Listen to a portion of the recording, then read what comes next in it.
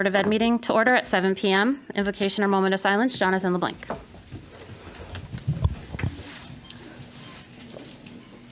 Tonight, I'd like to say a special prayer for an individual who was a teacher in our school system. I did not have the privilege of having her, but I knew of her. And my time at Henry Barnard, she recently passed away, and that would be Miss Maloney. So I'd like to give a moment of silence to her. And also like to say a prayer for a good second half of the year for all our students and staff as we enter the second semester.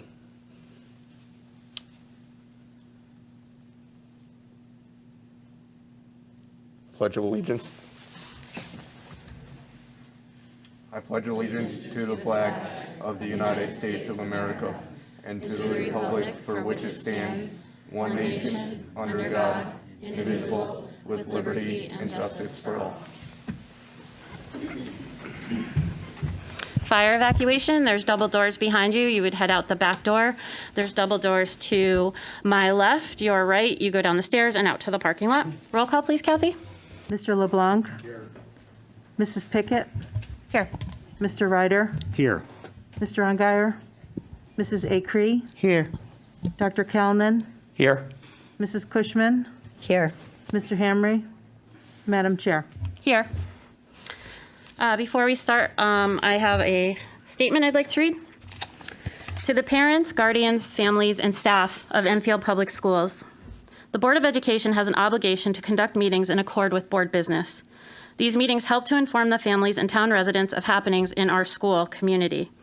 The government process includes policies and budget, which are both on the agenda for tonight. We also have an obligation to conduct law-abiding meetings. We always have an obligation to follow the law. However, we are not in a position to enforce the law.